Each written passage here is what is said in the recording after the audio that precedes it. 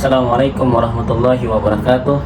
Innalhamdulillahi nahmaduhu wa nasta'inu wa nastaghfiruh wa na'udzu billahi min syururi anfusina wa min sayyiati a'malina. Berjumpa lagi di Cuti Nalar, channel saya Ida Fakih.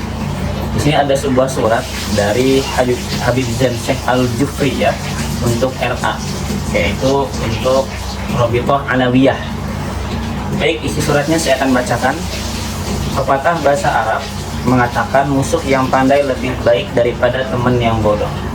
Jadi ketika kamu punya musuh yang cerdas, yang berintelektual, itu lebih baik daripada sahabat Anda yang dekat tapi dia bodoh gitu. Ini sengsara banget orang yang bodoh ya.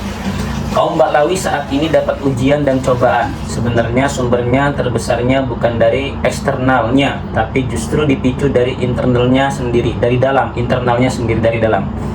Berapa tahun terakhir ini mereka jadi bulan-bulanan karena ulah beberapa gelintir penceramah bodoh dari Baklawi sendiri, maka seluruhnya dipaksa ikut bertanggung jawab. Memang ini sebuah ketidakadilan, yang istilah Pramudia tidak adil sejak dari dalam pikiran. Tapi namanya juga orang membenci, itu tanpa ada syarat dan tanpa pemantik apapun. Anda benar pun akan dicarikan sisi lain dari kesalahan Anda. Apalagi Anda celah kesalahan, apalagi ada celah kesalahan, maka orang akan selalu mencari kesalahan-kesalahan kita. Ya nggak ada salah aja kita dicari masalah kan, apalagi kita punya masalah.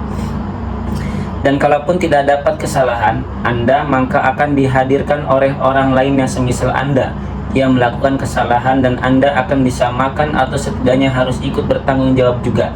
Inilah yang terjadi pada keluarga besar dari klan Bani Alawi. Mau marah tersinggung. Inginnya sih begitu, tapi pengalaman hidup kami selama sekian abad mengajarkan untuk kami harus sabar dalam kondisi apapun. Hal-hal macam itu sudah sering kita lalui, dan itu lebih dari 1000 tahun yang lalu. Jadi orang-orang Baklawi ini sudah dari 1000 tahun yang lalu lah sudah mendapat cobaan, ujian dan lain-lainnya. Oke, kita lanjutkan.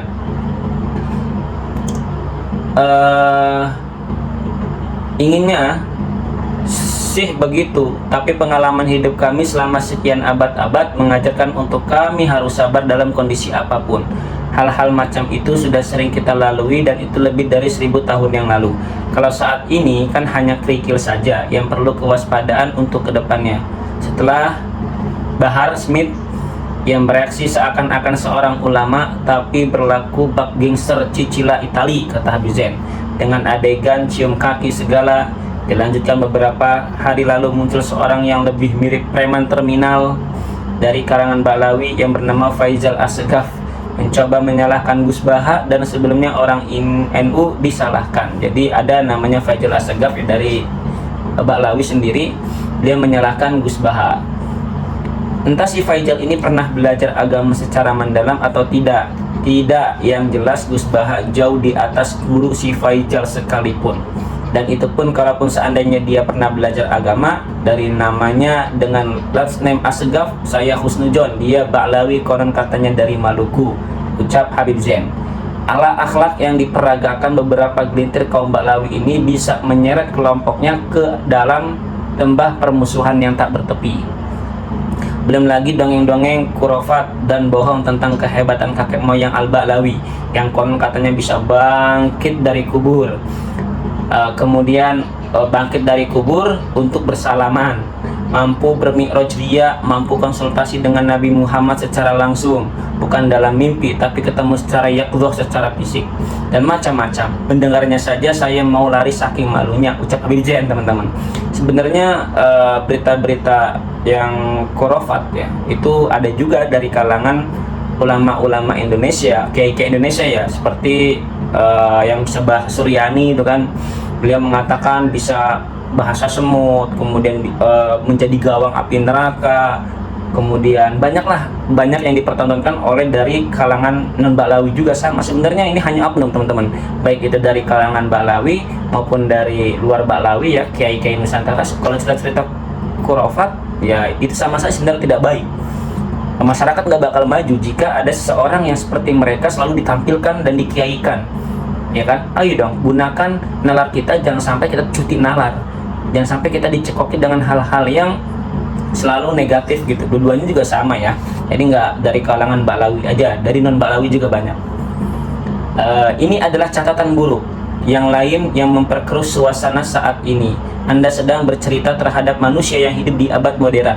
Kalaupun mereka manggut-manggut, kata Habib Zain, seolah percaya, namun di belakang Anda akan dibuat bahan pengunjingan, lawak dan bulan-bulanan.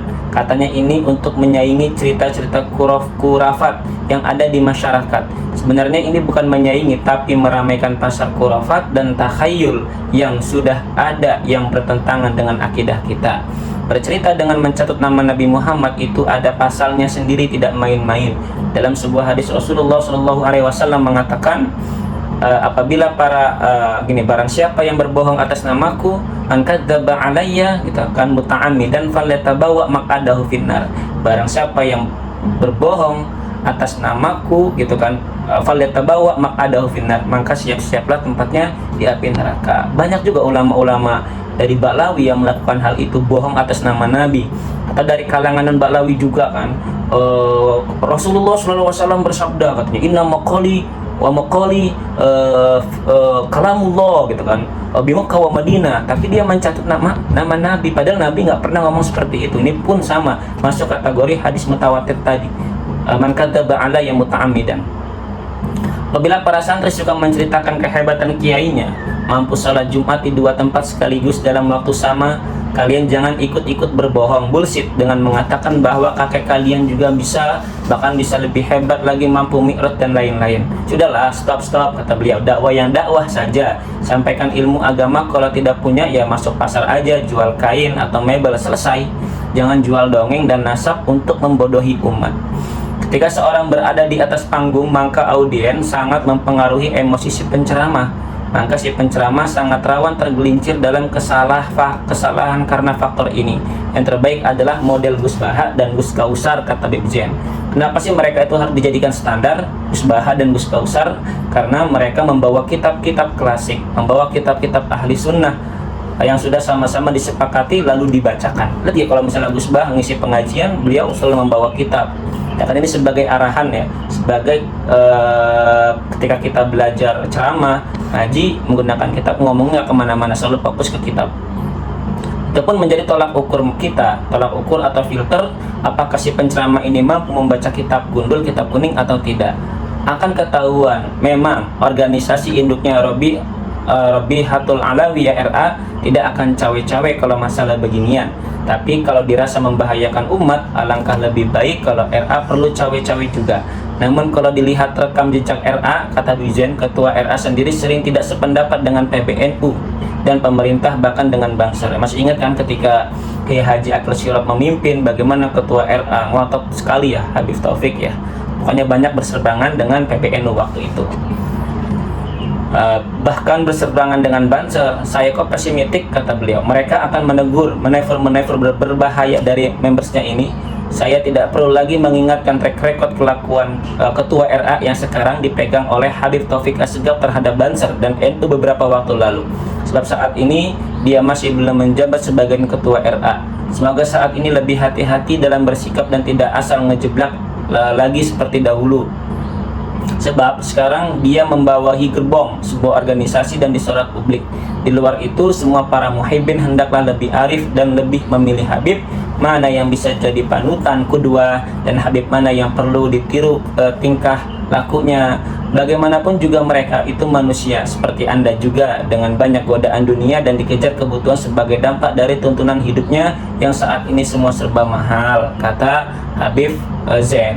Kalau seandainya mereka salah, ya datangilah, beritahu secara pribadi dan baik-baik. Tidak perlu pula Anda bela mati-matian hanya karena dia seorang Habib. Perlu dicatat kata Habib Zain, Anda tidak perlu bela mati-matian Habib ya, atau kalian juga tidak perlu bela mati-matian kiai, gitu kan. Ini namanya fanatisme, nggak baik juga kan dalam ajaran kita, dalam ajaran barat juga nggak baik. Selanjutnya kata beliau, ini saya rengkah ya, orang awam itu tidak lagi melihat apakah itu Habib benar atau tidak, asalkan keturunan Arab dianggap Habib. Adalah Habib atau Ba'lawi sendiri itu minoritas di keturunan Arab secara keseluruhan. Seringkali orang yang anti Habib seperti Haikal Hasan Baras Yusuf Martak dan kawan-kawan, kata Habib Zain yang semi Wahabi, juga ikut mendomplang daya tarik Habib dan pura-pura suka Habib demi kepentingan politiknya. Nah, ini surat masih banyak, mungkin nanti teman-teman nanti buka situs Habib Zain Al-Jufri, beliau juga dari Balawi ya. Beliau juga pernah menjadi mantan ketua Tanfidiyah PCNU Amerika dan Kanada. Oke, surat ini sangat bagus, mungkin bisa didengar oleh RA dan oleh seluruhnya lah, seluruh pendukung Kiai Imad juga sama. Semoga kasus ini berakhir dengan damai, tidak ada lagi saling serang menyerang antar orang Islam. Kata Syekh Muhammad Abduh, al-Islamu mahjubun bil muslim. Islam itu terhalang dengan Islam itu sendiri. Kurang lebihnya saya mohon maaf, jangan punya prinsip senggol dikit bacok. Assalamualaikum warahmatullahi wabarakatuh.